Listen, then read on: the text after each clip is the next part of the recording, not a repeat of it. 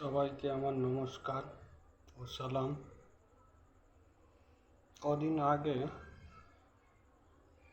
অমিত শাহজির একটা ভাষণ শুনছিলাম। উনি নাকি বলতেছে যারা বাংলাদেশ, আফগানিস্তান, পাকিস্তান থেকে চলে এসেছে তাদেরকে কড়া থেকে কড়া সাজা দেবে।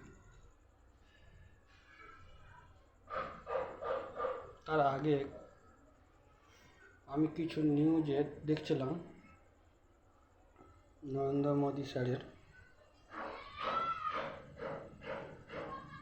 যে যত পাকিস্তান থেকে, আফগানিস্তান থেকে বা বাংলাদেশ থেকে যারা সব চলে আসবে হিন্দু ভাইয়েরা, ওনাদেরকে থাকার জন্য জায়গা দিয়ে দেওয়া হবে,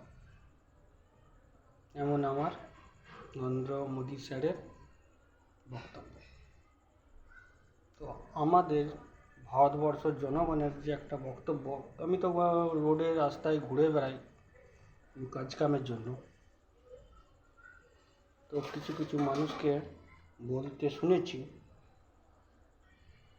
যে পাকিস্তান থেকে, আফগানিস্তান থেকে বা বাংলাদেশ থেকে ওনাদেরকে ডেকে নিয়ে এসে রাখবে কোথায়। কিছুটা জায়গা লাদাখ যে বর্ডার আছে ওই দিকেও কিছুটা চায়না দখল করে নিয়েছে। তো আমার বক্তব্য হলো যে আপনি যাদের ভোটেতে মন্ত্রী হলেন, যেই জনগণের ভোটেতে আপনি মন্ত্রী হলেন, আপনি কথা দিলেন 2 করোড় প্রত্যেক বছরে চাকরি দেব, আপনি যাদের ভোটেতে আপনি মন্ত্রী হলেন, আগে 2 করোড় মানুষকে তো চাকরি তো আপনার দেওয়া দরকার।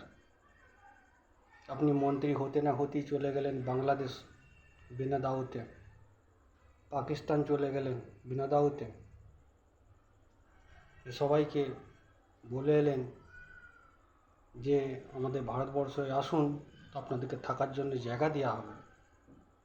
আগে তো বাবা যাদের ভোটেতে আপনি মন্ত্রী হয়েছেন 2 করোড় কমসে কম মানুষকে তো বছরেতে চাকরি তো আপনার দেওয়ার দরকার। অধিকাংশ জিনিসের দাম বাড়িয়ে দিয়েছেন। যেই পেট্রোল ছিল আপনার 70 টাকা, 108 টাকায় পাওয়া যায়। যেই সর্ষের তেল ছিল 120 টাকা ভালো কোয়ালিটি, সেই সর্ষের তেল 200 থেকে 250 টাকা কিলো। বাজারে তো কোনো সবজি তো ছোঁয়া যায় না, এত দাম বাড়া। তো আপনার দেশেতে বা আমাদের ভারতবর্ষতে যদি এরকম যদি হাহাকার হয়, তো ওইখান থেকে মানুষকে নিমন্ত্রণ করে এনে, তো ওইখানকার মানুষেরই মানে কাজকর্মর কোনো ঠাঁই ঠিকানা নেই, চাকরি বাকরি কোনো ঠাঁই ঠিকানা নেই। ওখানকার লোকেদিকে নিয়ে এসে আপনি কী করতে চাইছেন না সেটা বুঝতে পারছি না। জনগণও বুঝতে পারছে যে কী পরিস্থিতি। নমস্কার।